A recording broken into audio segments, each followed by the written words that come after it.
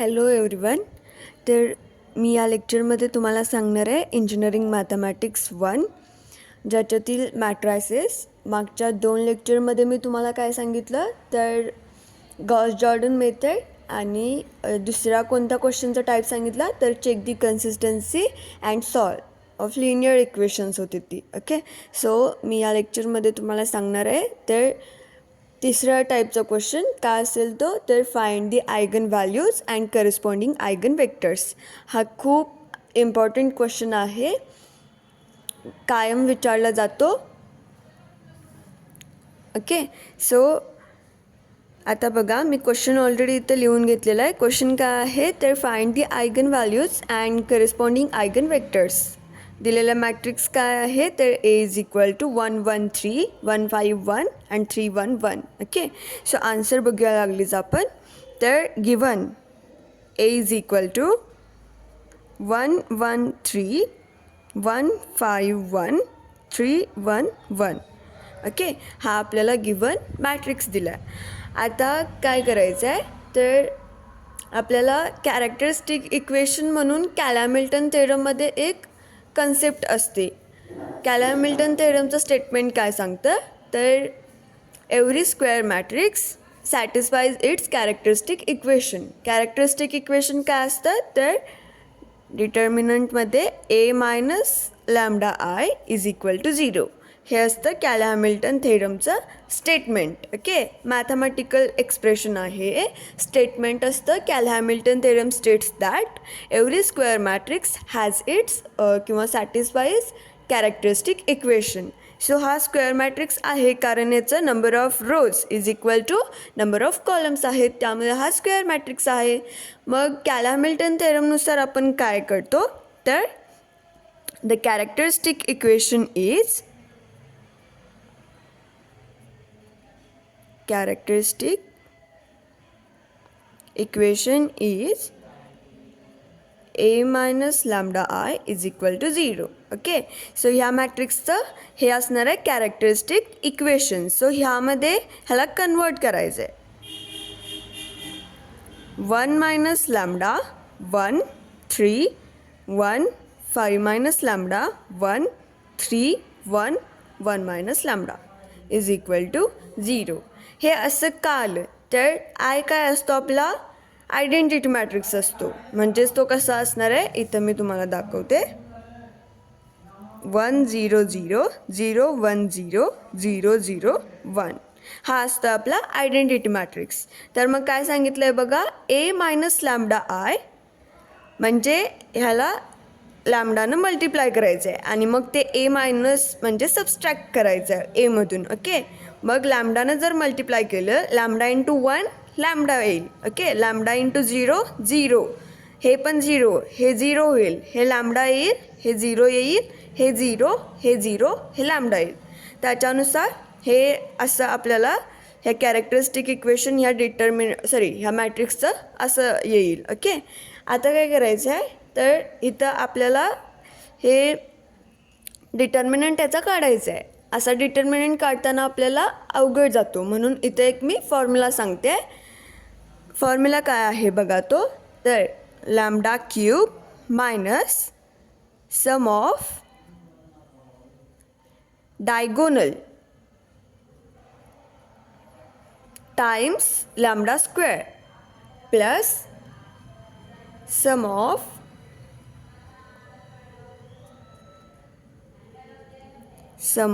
minus of diagonal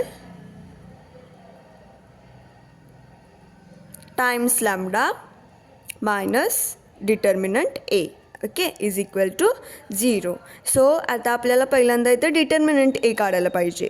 so determinant A is equal to किती आहे बघा, 1 1 3. हा असेल matrix. Okay, and this is called determinant 1 5 1 3 1 1.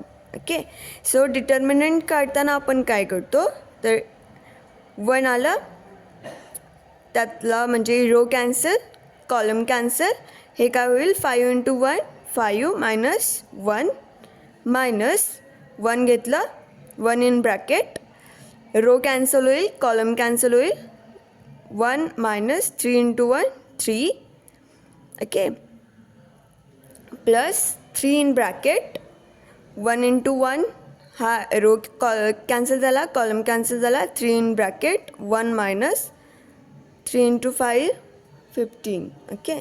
So हे किती झालं बघा, 5 minus 1 4 minus 1 in bracket minus 2 होईल हे, प्लस 3 in bracket हे किती होईल -14. तर मग ह्याचा डिटर्मिनंट किती येईल बघा. So therefore determinant A is equal to 4 plus 2 minus 42. So therefore determinant A is equal to किती होईल -36. ओके, -36. मग आता बाय फॉर्म्युला आपण काय लिहणार, बाय फॉर्म्युला काय येईल, by formula lambda cube minus sum of काय सांगितले बघा, सम ऑफ डायगोनल, जे मेन डायगोनलचे एलिमेंट आहेत कोणते 1 5 1, तर त्यांची बेरीज करायची. 5 1 7, okay. 7 lambda square, 7 lambda square plus in bracket आता काय करायचं आहे बघा, तर सम ऑफ मायनर ऑफ डायगोनल, म्हणजे जे डायगोनल एलिमेंट्स आहेत 1 5 1, तर त्याचा मायनर आपण कसा फाइंड आउट करतो हे पहिल्यांदा माहीत पाहिजे. 1चा मायनर काय येणार, तर 1 जिथं आहे तो रो कॅन्सल, कॉलम कॅन्सल, हा जो राहिलेला आहे दॅट इज हा 5 1 1 1 हा झाला एकचा मायनर, ओके. नेक्स्ट काय येईल, डायगोनल एलिमेंट नेक्स्ट आहे 5, तर 5 हा रो कॅन्सल झाला, हा कॉलम कॅन्सल झाला, 1 3 3 1 हा झाला 5चा मायनर. आणि नेक्स्ट आपण एक घेतलं हे नेक्स्ट मेन डायगोनल एलिमेंट, तर हा रो कॅन्सल झाला, कॉलम कॅन्सल झाला, हा आला 1चा मायनर, 1 1 1 5, ओके. सो अशा पद्धतीनं ह्या मायनर्सची काय करायची आपल्याला, बेरीज करायची, ओके. सो मग कसं येईल बघा, हे असं घेऊया, 5 1 1 1 then plus 1 3 3 1 plus 1 1 1 5, okay, times lambda minus determinant A आहे, बट इथं -36 आहे, सो हे मायनस मायनस काय होईल +36 इज इक्वल टू 0.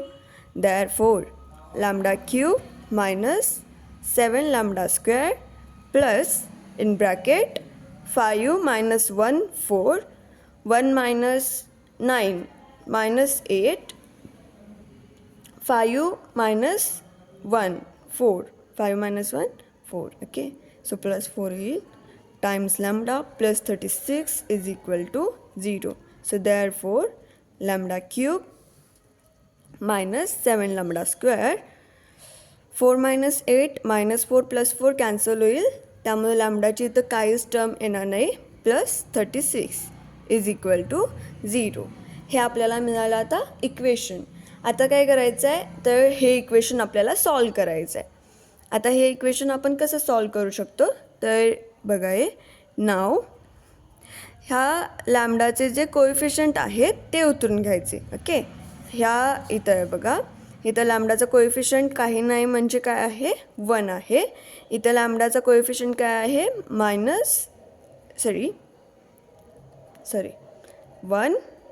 -7 असे लांब लांब घ्या जरासं. देन इथं लॅम्बडाची टर्म कॅन्सल झाली, त्यामुळे त्याचा कोएफिशियंट किती आहे 0, तो पण घ्यायचा. आणि देन काय आहे तर 36, ओके, डिटर्मिनंट.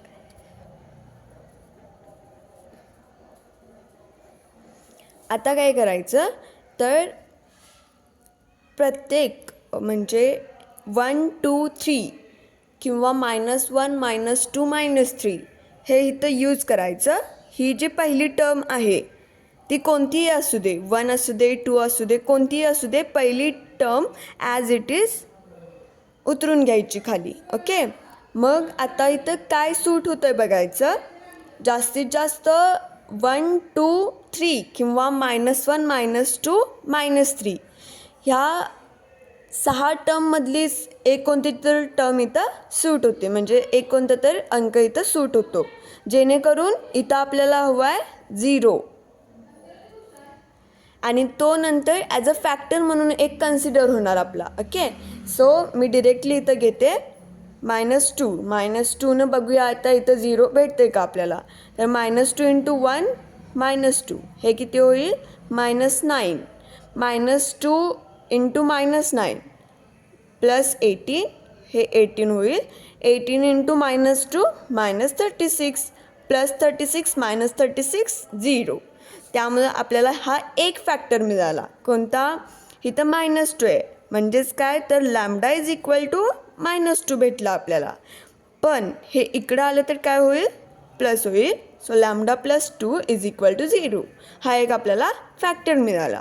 आता काय करायचं आहे तर ह्या फॅक्टरनं लॅम्डा +2 ह्या इक्वेशनला डिवाईड करायचं आहे. λ³ -7 λ² +36. ओके, सो आता आपल्याला इथं काय हवं आहे λ³ हवं आहे. ओके, इथं ऑलरेडी लॅम्डा आहे आपल्याकडं. मग आपण घेताना काय घ्यायचं तर λ² घ्यायचं, कारण λ² × लॅम्डा केलं तर λ³ भेटेल आपल्याला, बरोबर. तसंच आता +2 λ² ला मल्टिप्लाय करायचं. +2 × λ² दॅट इज वॉट +2 λ². इथं यांचं काय होणार सबस्ट्रॅक्शन होणार, त्यामुळं हे कॅन्सल आऊट होईल आणि ह्याचं जे चिन्ह आहे प्लस ते काय होईल मायनस होईल. सबस्ट्रॅक्शनला ह्या बेसिक गोष्टी आहेत, सगळ्यांना माहीत असल्याच पाहिजे. Okay, so -7 and -2 -9 λ². हे +36 ॲज इट इज उतरून घेतलं. आता आपल्याला नेक्स्ट टर्म कोणती पाहिजे आहे तर -9 λ². ऑलरेडी इथं लॅम्डा आहे. ओके, जे आपल्याला पाहिजे आहे ते ॲज इट इज इथं चिन्हासकट घ्यायचं. आपल्याला काय पाहिजे आहे -9 λ². सो मी इथं घेताना काय घेतलं -9 लॅम्डा × लॅम्डा ² अँड हे -9 ॲज इट इज. सो हे -9 λ² आलं +2 -9 लॅम्डा -18 लॅम्डा हे +36 नंतर ॲज इट इज उतरून घेणार आहे. इथं आपल्याला लॅम्डाची टर्म 0 भेटली होती इथं, त्यामुळं इथं हे ॲज इट इज आहे तसं राहील. इथं हे सबस्ट्रॅक्शन होईल, त्यामुळे हे कॅन्सल आऊट होईल. हे मायनसचं काय होईल हे साईन चेंज होईल. ओके, सो हे काय होईल 18 lambda +36 as it is. Okay, आता काय करायचं आहे आपल्याला काय हवं आहे +18 लॅम्डा. लॅम्डा ऑलरेडी आहे, सो +18 नुसतं मी घेतलं इथं. मग आता काय होईल 18 लॅम्डा +18 × 2 36. ओके, आता इथं आपल्याला सबस्ट्रॅक्शन करायचे आहे, त्यामुळे ह्याला हे कॅन्सल होईल, ह्याला हे कॅन्सल होईल, आपल्याला 0 भेटलं. त्यामुळं नेक्स्ट इक्वेशन काय मिळालं तर λ² -9 लॅम्डा +18 हे आपल्याला नेक्स्ट इक्वेशन मिळालं. पहिला फॅक्टर काय भेटला होता तर λ+2 आणि नेक्स्ट इक्वेशन काय भेटलं आहे तर λ² -9 लॅम्डा +18. आता काय करायचं आहे नेक्स्ट स्टेप काय असेल तर λ-2 लॅम्डाला आपण ॲज अ आयगन व्हॅल्यू, म्हणजे आयगन व्हॅल्यूजना काय म्हणतो आपण तर लॅम्डा म्हणतो, आयगन व्हॅल्यूजना आपण लॅम्डा म्हणतो. म्हणजे एक आपल्याला आयगन व्हॅल्यू भेटले ही वाली lambda is equal to -2. Okay, next आता काय करायचं आहे ऑर किंवा अँड म्हणा. अँड हे आपल्याला इक्वेशन भेटलं आहे λ² -9 लॅम्डा +18 हे आपल्याला सॉल्व करायचं आहे. हे कसं सॉल्व करायचं हे बेसिक मला वाटते 5वी किंवा 6वीत आपल्याला झालं असेल. गुणाकार 18 आणि त्यांची बेरीज काय आली पाहिजे त्या फॅक्टर्सची -9. ओके, असं येईल. मग काय 3 and 6 -9 हवं आहे तर मग -3 × -6 +18. कारण का तर गुणाकारामध्ये मायनस मायनस प्लस होतं आणि ह्यांची बेरीज काय होईल -9. त्यामुळे मी इथं डिरेक्टली घेते lambda is equal to -2 and next factor काय मिळालेत -3. म्हणजेच ते तिकडे जाऊन काय होतील तर +3. Lambda is equal to +3 and lambda is equal to 6. So therefore the eigenvalues are lambda is equal to -2, 3, 6. ह्या आपल्या आयगन व्हॅल्यूज झाल्या. आता आपल्याला काय फाइंड आउट करायचं आहे तर त्याचे करस्पॉन्डिंग आयगन वेक्टर. आयगन वेक्टरला आपण काय करतो तर एका इक्वेशनचा यूज करतो. ते काय आहे तर a minus lambda I times x is equal to 0. ह्या इक्वेशनचा आपल्याला आयगन वेक्टर काढताना यूज करायचा आहे. First lambda is equal to -2 असताना लॅम्डा इज इक्वल टू -2 ही लॅम्डाची व्हॅल्यू इथं काय करायची ह्या इक्वेशनमध्ये पुटअप करायची. मग हे आपल्याला काय भेटेल तर -2 +2 म्हणजेच a + 2i times x is equal to 0. So हे आता आपल्याला काय भेटेल देअरफॉर a + 2i. मी मगाशीच तुम्हाला त्या पेजवरती सांगितलं होतं की हे वालं हे कॅरेक्टरिस्टिक इक्वेशन यूज केल्यानंतर हे कसं आलं हे सांगितलं होतं. त्याच्याप्रमाणेच काय करायचं आहे आपल्याला तर a + 2i म्हणजे जो डिटर्मिनंट a आहे किंवा मॅट्रिक्स आपला जो a आहे त्याच्यात 2i ॲड करायचं. म्हणजे मग आपल्याला काय भेटेल बघा तर 3 1 3 1 7 1 3 1 3 हे आपल्याला भेटेल टाइम्स x म्हणजेच काय कन्सिडर करायचं आहे आपल्याला तर x1 x2 and x3. x आपल्याला हे कन्सिडर करायचं आहे इज इक्वल टू काय 0 0 0. आता काय करायचं आहे आपल्याला तर बाय क्रेमर्स रूल आपल्याला 8th स्टँडर्डमध्ये क्रेमर्स रूल झालेला आहे. Bye Cramer's rule x1 upon okay x1 आहे आपला हा रो कॅन्सल केला कॉलम कॅन्सल केला. x1चा मायनर काय मिळाला 7 1 1 3 7 1 1 3. नेक्स्ट काय करायचं आहे नेक्स्ट x2 बट हे x2 कसं घ्यायचं आहे निगेटिव्ह घ्यायचं आहे. Okay that is minus x2 कुठला तर 1. सो हा रो कॅन्सल केला कॉलम कॅन्सल केला 1 1 3 3 1 1 3 3 is equal to x3 upon 3. x3 म्हणजे काय आहे 3 एलिमेंट आहे. सो हा रो कॅन्सल केला कॉलम कॅन्सल केला ह्याचा मायनर काय मिळाला 1 7 3 1. सो 1 7 3 1. आता काय करायचं हे आपण सॉल्व करायचं. x1 अपॉन 7 21 वजा 1 20 is equal to minus x2 upon 3 3 वजा 3 0 is equal to x3 upon 1 1 1 वजा 7 21 मायनस 20. म्हणजेच आपण ह्याला काय करू शकतो तर 20 आपण डिवाइड करू शकतो. x1 upon 1 minus x2 upon 0 is equal to x3 upon -1. त्यामुळे काय होईल hence the eigen vector corresponding to eigen value lambda is equal to -2 is x1 is equal to 1 0 -1. हा असेल आपला लॅम्डा इज इक्वल टू -2 असताना हा आपला असेल आयगन वेक्टर. ओके आता राहिलेल्या आयगन व्हॅल्यू म्हणजे 3 आणि 6 ह्याचा पण आपल्याला असंच करायचं आहे. तर सेकंड काय असेल लॅम्डा इज इक्वल टू 3 असताना इक्वेशन काय आहे a minus lambda I. Lambda किती आहे 3. So 3i times x is equal to 0. So therefore a minus 3i केल्यानंतर आपल्याला काय मिळेल मॅट्रिक्स तर -2 1 3 1 2 1 3 1 -2. एक्स काय कन्सिडर करायचं आहे, x1 x2 and x3 is equal to 0 0 and 0. So by Cramer's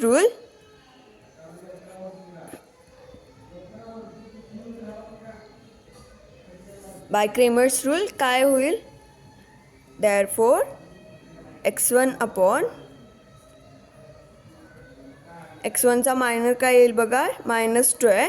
so याचा minor 2 1 1 -2 2 1 1 -2 minus x2 upon x2 हा आहे 1. सो हा row cancel, column cancel. 1 1 3 -2 1 1 3 -2 is equal to x3 upon x3 कोणता आहे, 3 आहे. So row cancel, column cancel. 1 2 3 1 1 2 3 1 sorry. So हे आपल्याला solve करायचं आहे. Therefore x1 upon -4 -1 -5 minus x2 upon -2 -3 -5 is equals to x3 upon 1 -6 -5. ह्या मायनसला मायनस कॅन्सल आउट होईल. सो देअरफॉर x1 अपॉन -5 आपण आता डिवाइड करूया. सिम्प्लिफाईड फॉर्म लिहिला तरी चालतो आहे किंवा हे असं ॲज इट इज लिहिलं तरी चालतं आहे, पण सिम्प्लिफाईड फॉर्म जास्त इफेक्टफुल ठरतो. मग आता बघा, हे 1 is equals to x2 upon हे मायनस मायनस कॅन्सल आउट झालं, -5 डिवाइड केलं त्यामुळं काय होईल, -1 येईल is equals to x3 upon 1. Hence the eigen vector for corresponding eigen value lambda is equal to 3 is x2 is equal to 1 -1 1. हा झाला lambda is equal to 3 असताना eigen vector. Third last one कोणती आहे, eigen value lambda is equal to 6 असताना. Equation काय आहे, तर a-6i times x is equal to 0. So therefore आता मॅट्रिक्स काय येतो बघा, a-6i केल्यानंतर तर -5 1 3 then 1 -1 1 and last is what, 3 1 and -5. Next x काय कन्सिडर करायचं आहे, x1 x2 and x3 and last 0 0 0 is equal to. Okay, so by Cramer's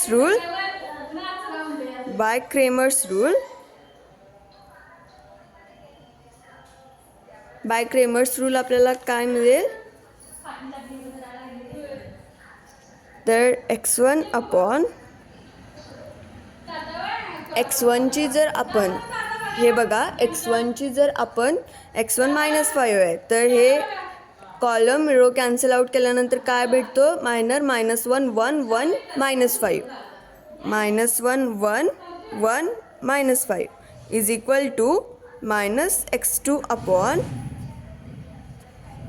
x2ची term आहे 1. So row cancel, column cancel. 1 1 3 -5 1 1 3 -5 is equals to x3 upon 3 आहे. So हे row cancel, column cancel. 1 -1 3 1 1 -1 3 1. आता हे मग कसं भेटेल बघा आपल्याला, तर x1 अपॉन 5 -1 4 is equals to -x2 upon -5 -3 -8 is equals to x3 upon 1 + 3 4. Okay, so therefore 4 न डिवाइड करू, x1 upon 1 is equal to x2 upon 2 is equal to x3 upon 1. Hence, the eigenvector corresponding to eigenvalue lambda is equal to 6 is x3 is equal to 1 2 1. So, अशा प्रकारे आपल्याला दिलेल्या मॅट्रिक्सच्या eigen values and eigen vectors काढता येतात. Okay, so आता मी next लेक्चरमध्ये काय सांगणार आहे, आयगन व्हॅल्यू आणि आयगन वेक्टर सांगणार आहे. बट आयगन व्हॅल्यू जर दोन आयगन व्हॅल्यू जर सेम असतील तर त्याची प्रोसेस डिफरंट असते, त्याची प्रोसेस अशी नसते. सो ते मी नेक्स्ट लेक्चरमध्ये सांगणार आहे. जर इथं लॅम्बडा इज इक्वल टू -236 आलं आहे, इथं मग त्या कंडिशनमध्ये काय असतं तर कोणत्याही दोन आयगन व्हॅल्यूज सेम असतात, तेव्हा काय करायचं हे मी नेक्स्ट लेक्चरमध्ये तुम्हाला सांगेन. अशा प्रकारे आपल्याला हा क्वेश्चन सॉल्व करायचा आहे. खूप इम्पॉर्टंट क्वेश्चन आहे, एंड सेमसाठी कायम विचारला जातो 6 मार्कांना आणि सोपा पण आहे. तुम्हाला कॅरेक्टरिस्टिक गिवन मॅट्रिक्स उतरून घेतला, कॅरेक्टरिस्टिक इक्वेशन यूज केलं, फॉर्म्युला फक्त लक्षात ठेवा हा फॉर्म्युलानुसार, आणि हे फॅक्टर्स कसे पाडायचे हे फक्त लक्षात ठेवा, कारण हे फॅक्टर्स खूप इम्पॉर्टंट आहेत. फॅक्टर्स जर पाडता आले नसतील तर आपल्याला आयगन व्हॅल्यूज पण येणार नाहीत आणि मग त्याचे करेस्पॉन्डिंग आयगन वेक्टर्स पण नंतर भेटणार नाहीत. त्यामुळं फॅक्टर्स पाडणं खूप इम्पॉर्टंट आहे. आणि फॅक्टर्स पाडणं मला वाटते आपल्याला 8 किंवा 9 स्टँडर्डमध्ये झालं असेल. त्यामुळं हे परफेक्ट करा, फॉर्म्युला लक्षात ठेवा आणि त्याच्यानुसार हे क्रेमर्स रूलनुसार आपल्याला हे भेटतं. Okay, so please like, share and subscribe. Thank you so much.